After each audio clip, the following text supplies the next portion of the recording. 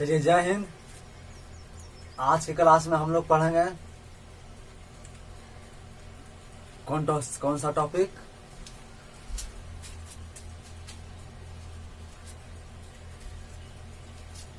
आज के क्लास में हम लोग पढ़ेंगे ऋग्वैदिक काल के राजनैतिक जीवन। तो आप लोग जल्द फटाफट जुड़िए, लाइव को जुड़िए अधिक से अधिक लोग, और कम से कम एक बचा 6 लोगों को शेयर कीजिए।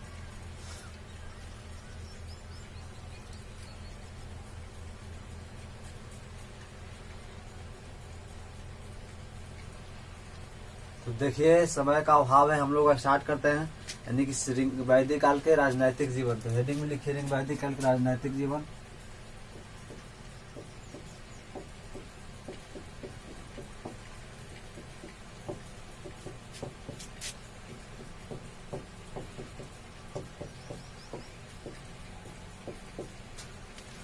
ऋग्वैदिक काल के राजनैतिक जीवन हेडिंग में लिख लिया। उसके बाद देखिए, पूरा सब ध्यान से सुनिए, उसके बाद आपका कंसेप्ट सारा इसमें राजनीतिक जीवन में क्लियर होगा।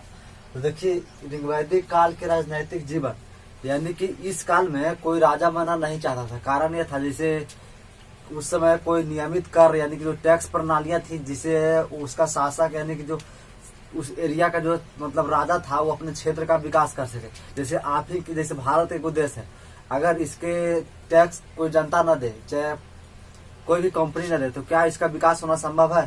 तो नहीं हो पाएगा, क्योंकि टैक्स से ही हमारा विकास होगा यानी कि देश का। तो ठीक उसी प्रकार उस समय कोई नियमित टैक्स, तो आज यानी कि टैक्स प्रणाली विकसित है तभी तो यानी कि यहाँ भारत विकास कर रहा है।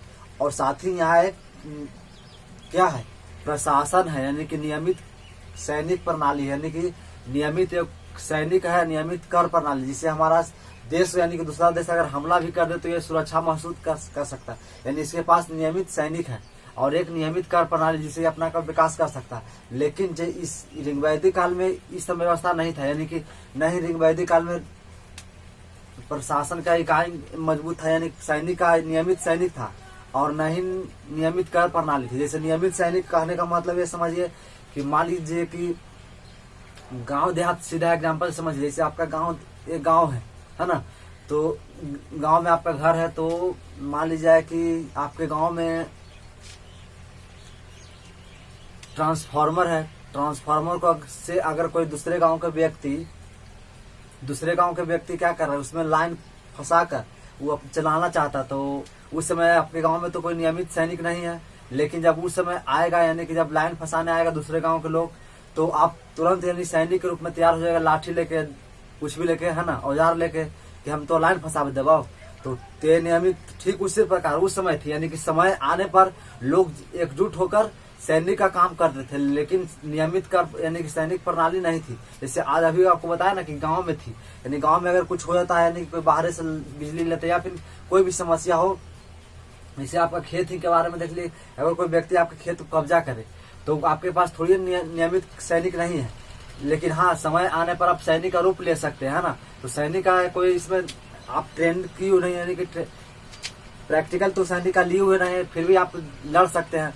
तो ठीक उसी प्रकार ऋग्वैदिक काल में भी उसका समाज में कैसा था, यानी कि नहीं नियमित कर प्रणाली थी और नहीं नियमित सैनिक, यानी सैनिक का कोई नियमित नहीं था कि यहाँ एक फौज है, यानी समय आने पर फौज बनकर लड़ाई लड़ता था। तो ये हुए, तो उस समय क्या था कि जैसे आय का कोई साधन नहीं था, तो कोई राजा बनना नहीं चाहता था, यानी कि उस समय राजाओं की स्थिति ठीक नहीं थी। जैसे आज के एग्जांपल में सीधा देखिए कि आपके ग्राम पंचायत, यानी जो भी स्टूडेंट ग्राम पंचायत से हैं, नगर निगम से तो अलग बात है। अगर ग्राम पंचायत नगरों निगम पर हो सकता है, लेकिन ग्राम पंचायत पर विशेषता समझिए कि जैसे आपका ग्राम पंचायत है, उसके प्रधान होता है मुखिया। उत्तर प्रदेश में प्रधान कहलाता और बिहार में मुखिया कहलाता है ना। तो मान लीजिए कि आपके पंचायत के विकास के लिए कोई फंड ना आए, यानी कि सरकार वो ऊपर से फंड यानी फंडिंग करती है गांव के विकास के लिए, तो अगर विकास के लिए सरकार फंड न दे, तो लगता है कि कोई अगले बार से मुखिया का चुनाव लड़ेगा कोई क्योंकि जानता है कि इसमें कोई जानने से कोई फायदा नहीं, केवल तो लोग यानी कि इसमें कोई फंडिंग नहीं आने के कारण कोई मुखिया का चुनाव नहीं लड़ेगा। और यहाँ मुखिया जो है किसी को मन से किसी को जो नहीं बना दिया जाएगा, है ना। तो ठीक उसी प्रकार यानी कि अगर मुखिया को पैसा अगर नहीं आता फंड यानी विकास करने के लिए, तो कोई नहीं मुखिया बनना चाहे, क्योंकि अपने घर से कोई तो नहीं लगा सकता है ना पंचायत के विकास में। सरकार उसको फंड कर देगी तो ये करेगा। फंड ही नहीं आए तो इस साल तो मान लीजिए कि अभी तो मुखिया जो बना है अगर ठीक है, अगर जो नहीं अगले बार से कोई मुखिया का चुनाव लड़ना भी नहीं चाहेगा, यानी मुखिया कोई बनना नहीं चाहेगा, तो ठीक उसी प्रकार रिंग काल के राजा कोई बनना नहीं चाहता था, क्योंकि न ही नियमित सैनिक का था और न ही व्यवस्था था और न ही नियमित कर प्रणाली थी जिससे उस क्षेत्र का विकास हो सके, है ना। जैसे आज देखिए क्या हो, बिहार में एक सरकार जो है 7 निश्चय के तहत नल जल का योजना चालू की है ना। तो नल जल में बाढ़ महोदय जो बाढ़ है यानी प्रत्येक काउंसिलर प्रत्येक वार्ड का जो सदस्य है वार्ड सदस्य, उनको लूट यानी कि नल जल से इतने लोग खराब काम कर दिए हैं कि बिहार की स्थिति खराब हो गई, यानी कि लोग पूरा देश में जा रहा है कि बिहार के नल में लूट भारी मात्रा में लूट हुआ, यानी वार्ड सदस्य और सचिव महोदय का काफी लूट हुआ है। तो खैर ये दूसरी बात है, लेकिन हम लोग बात कर रहे हैं रिंग काल के राजनीतिक जीवन में। यहाँ कोई राजा का प्रचलन था नहीं था, काहे नहीं था, तो यहाँ नियमित टैक्स प्रणालियां नहीं थी और न ही नियमित कर सैनिक व्यवस्था था, है ना। तो ये देख लिए हम लोग, न ही नियमित क्या था, नियमित सैनिक नहीं था और कर यानी नियमित सैनिक और न ही कर प्रणाली। तो यहाँ कोई राजा बनना नहीं चाहता था, है ना। अब देखिए रिंग काल के प्रशासन के इकाई, आखिर तो मान लीजिए कि अगर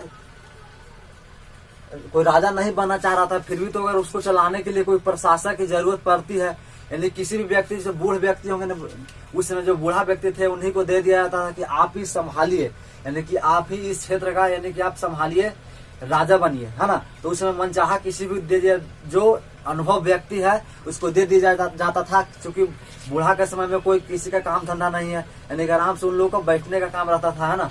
तो उनको दे दिया जाता था कि आप ये काम कीजिए, आप यही राजा बनिए, है ना। तो यानी कि अनुभव के आधार पर, तो यानी कि प्रशासन तो आखिर होगा, ऐसा थोड़ी प्रशासन नहीं है, प्रशासन के इकाई आखिर होगा ना, यानी प्रशासन के इकाई आखिर होगा उस समय भी। जैसे मान लीजिए अगर मुखिया का फंडिंग ना है, लेकिन उस पंचायत को देखभाल करने के लिए या किसी भी लोगों को समस्या सुनने के लिए, है ना, लड़ाई झगड़ा होगा तो डायरेक्ट जिला में थोड़ी नहीं जाएगा। अगर जिला में प्रत्येक व्यक्ति जाएगा तो उसमें जिलाधिकारी में खाली भीड़ लग जाएगा। तो इसके संभालने के लिए भी चाहिए ना, तो यानी प्रशासक चाहिए, भले काम मिले या ना मिले, लेकिन कोई ना कोई व्यक्ति बने। खैर लास्ट में सिचुएशन में ऐसा थोड़ी पद खाली नहीं रहेगा, कोई भी व्यक्ति बन सकता जो यानी कि जिसके पास समय है, यानी कि वो अपने आजीविका को छोड़ते, यानी आजीविका के पर्पज से नहीं है, यानी आजीविका से कुछ पैसा अपनी कमा लिया और समाज सेवा में जुड़ना चाहता है, तो ये हो गया। यानी कि प्रशासक की इकाई आखिर होगा, यानी तो प्रशासन की इकाई में उस समय क्या हो सकता है, आपको कमेंट में बताइए। और अधिक से अधिक कम से कम एक स्टूडेंट 6 लोगों को शेयर कीजिए ताकि अधिक से अधिक जुड़ सके। बताइए, यानी प्रशासन की इकाई, जैसे आज पंचायत में देख लीजिए, प्रशासन के सबसे छोटी इकाई क्या है, ग्राम पंचायत है। उससे बड़ा कौन है, नगर पालिका है ना। नगर पालिका हो गया, नगर पालिका के बाद नगर निगम हो गया, है ना। यानी प्रशासन की सबसे छोटी इकाई ग्राम पंचायत है। और ग्राम पंचायत में देखें तो वार्ड, यानी कि प्रत्येक वार्ड हो, यानी सबसे छोटी इकाई वार्ड हो गया। तो ठीक उसी प्रकार उस समय का प्रशासन का सबसे छोटी इकाई था कुल, यानी कि प्रशासन के सबसे छोटी इकाई कुल, इससे बड़ा ग्राम, यानी कि कुल, उसके बाद ग्राम, ग्राम के बाद 20 और उसके बाद जन। अब हम लोग समझते हैं कुल जैसे न कहता कि किस कुल को, यानी वंश, उसमें वंश जैसे आपके परिवार में मान लीजिए कि आपके यहाँ 20 व्यक्ति, यानी 20 व्यक्तियों का आपका परिवार है, ठीक है। तो आपके मान लीजिए किसी भी कुल वंश के हों, खैर मैं एग्जाम्पल के मैं यादव कुल हो गया, या राजपूत कुल हो गया, या भूमियार कुल हो गया, है ना, चाहे ब्राह्मण कुल हो गया, या पासवान कुल का हो गया, या किसी भी कुल का हो गया, है ना, चाहे आप क्षत्रिय कोई भी कुल का हो, यानी कि आपका कुल के, यानी आपके 10 या 20 लोगों का परिवार होगा, उसके जो प्रधान होते थे, यानी कि आपके यानी कुल के प्रधान, उस यानी कि सबसे छोटा, यानी कि सबसे छोटा इकाई जो कुल है, आपके जिस कुल के बिरादरी के हैं, तो उसके प्रधान को कुल, यानी जो होता था उसको कुल हो गया। और उससे बड़ा यानी ग्राम, कई आपके, क्योंकि आप किसी ग्राम में बात रहते हैं, तो आपके ग्राम में हर एक वंश के लोग रहेंगे, यानी कि हर एक कुल के व्यक्ति रहेंगे। तो जो उस आपके गांव का जो देखभाल करेंगे तो ये हो गया एक ग्राम हो गया, प्रशासन के इकाई हो गया। इससे बड़ा एक जैसे ग्राम हो गया, यानी ग्राम हो गया। इससे बड़ा हो गया आपका पंचायत, यानी कि जैसे ये आपका ग्राम हो गया, उसके बाद पंचायत हो गया, यानी कि आज के भाषा में पंचायत इसको कह सकते हैं। और ये हो गया ब्लॉक, कई ब्लॉक, यानी कि कई कुल मिलाकर क्या बनता था ग्राम, कई ग्राम मिलाकर पंचायत आज ही बनता है, और कई पंचायत मिलाकर एक ब्लॉक बनता था। यानी कि प्रशासन के सबसे छोटी इकाई हो गया कुल, इससे बड़ा ग्राम, और इससे बड़ा 20, और इससे बड़ा जन। अब हम लोग देखें कि इसका प्रधान होता था, जैसे ग्राम के पंचायत का प्रधान होता है, यानी कि अध्यक्ष कौन होता है, मुखिया, है ना। तो ठीक उसी प्रकार आखिर कुल का प्रधान कौन होता था, ग्राम का प्रधान कौन होता था, है ना। ये हम लोग को जानना भी जरूरी है। देखिए, तो कुल का प्रधान को हम लोग कहते थे कुलू, कुलू, यानी कि कुल के प्रधान को क्या कहते थे, कुल, है ना। कुल जैसे आपको बताया कि जैसे कुल हो गया आपके 20 परिवार है, मान लीजिए आपके यहाँ आपके पिता माता भाई बहन यानी 8 कुल मिलाकर 10 सदस्य है। तो आप सभी में से यानी कि आपके किसी एक कुल के हैं, तो आप ही 10 सदस्य में से सबसे बड़ा प्रधान आपको कौन होगा, आपके कुल का, यानी आपके पिता। तो उसी यानी कि कुलुप की, यानी कि जो इसका प्रधान होता था, यानी कुलुप किसे कहा जाता था, पिता को। अब बात करें ग्राम का प्रधान कौन होता था, है ना। तो ग्राम के प्रधान को हम लोग ग्रामीण कहते थे, ग्रामीणी, यानी ग्राम के जैसे ग्राम पंचायत का अध्यक्ष कौन होता है, मुखिया, या उसी को उत्तर प्रदेश में प्रधान कहते हैं। तो ग्राम का अध्यक्ष कौन होता था, यानी ग्रामीणी। उसके बाद 20 कौन हो, यानी 20 के ग्राम, यानी 20 के अध्यक्ष कौन होता था, इसको कहते थे 20 पति,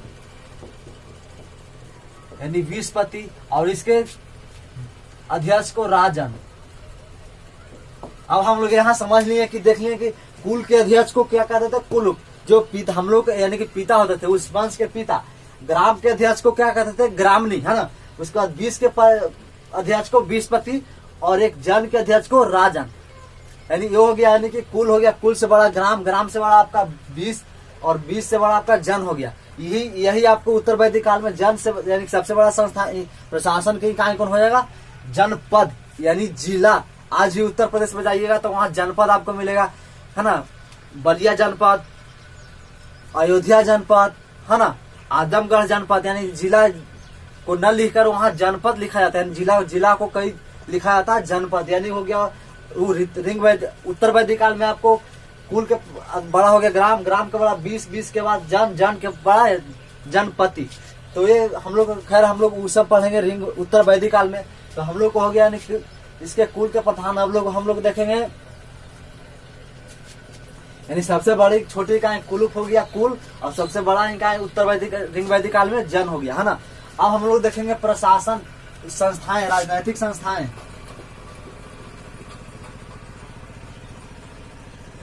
राजनैतिक संस्था, जैसे आप किसी ग्राम पंचायत में अगर रहते होंगे तो आपके यहाँ वार्ड सभा का आयोजन होता है, पंचायत सभा का होता है, या आम सभा का आयोजन होता है, ताकि आपका जो भी समस्या हो, उसको जो भी आपका इश्यू हो उसको दूर किया जा सके, है ना।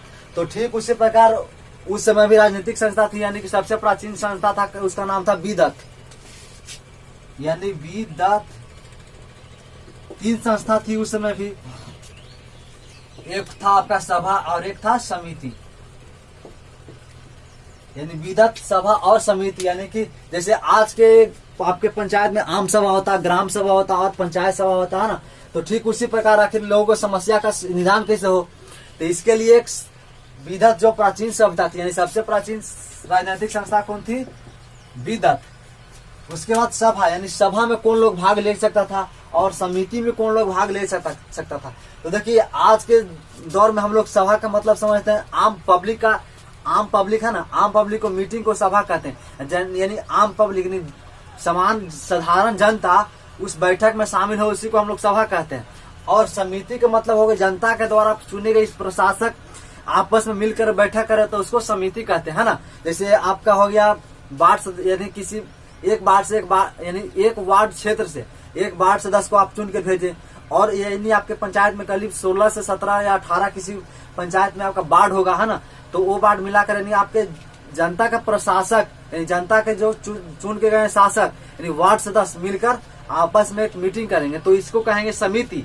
और जनता डायरेक्ट मीटिंग, यानी जनता डायरेक्ट मीटिंग बैठती थी, यानी कि अपने समस्याओं को, यानी वार्ड सदस्य, यदि वार्ड सभा हो रहा तो वार्ड के सदस्य अपना समस्या को रखेगी, यानी यहाँ नल को टूट गया है, यहाँ नाली बनवाना है, यहाँ ना ढलैया यानी पीसीसी करवाना है, यहाँ आरसीसी करवाना है ना, यहाँ हमारा आवास नहीं मिला है, यानी हमारा आवास में जो सहायक हो तो जो 20,000 30,000 रुपया बिहार में प्रचलन हो गया, यानी बिहार के किसी भी संस्था में आप जाइएगा तो आपको चढ़ावा, बिना चढ़ावा चढ़े तो मिलेगा नहीं, चाहे आपको ग्राम पंचायत से लेकर ऊपरे सब पद तक, हर आप जब चढ़ावा चढ़ाइएगा तो आपका काम जल्दी होगा।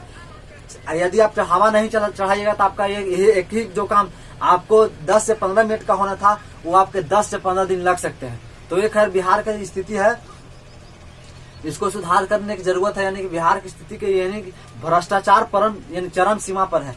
तो खैर हम लोग इस पर नहीं जाना है, यानी हम लोग राजनीतिक संस्था है विदत सभा और समिति, यानी सबसे प्राचीन संस्था थी विदत, यानी सभा। आज के सभा किसको कहते हैं, जो आम पब्लिक यानी साधारण जनता बैठक में शामिल हो तो उसको सभा कहते हैं, और जनता का चुने गए प्रतिनिधि जो आपस में बैठक करे तो उसको समिति।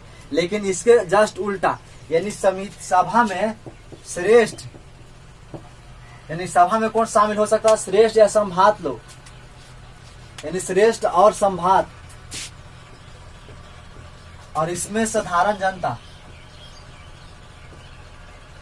यानी इसमें कौन शामिल हो सकता है, यानी जस्ट आज के दौर में उल्टा, यानी सभा में उस समय यानी आज के समय यानी आधुनिक युग में कौन शामिल हो सकता है, तो सभा में आम पब्लिक यानी साधारण जनता शामिल हो सकती है, और समिति में जो जनता के चुने गए प्रतिनिधि शामिल हो सकता है, यानी आपस में बैठक करे।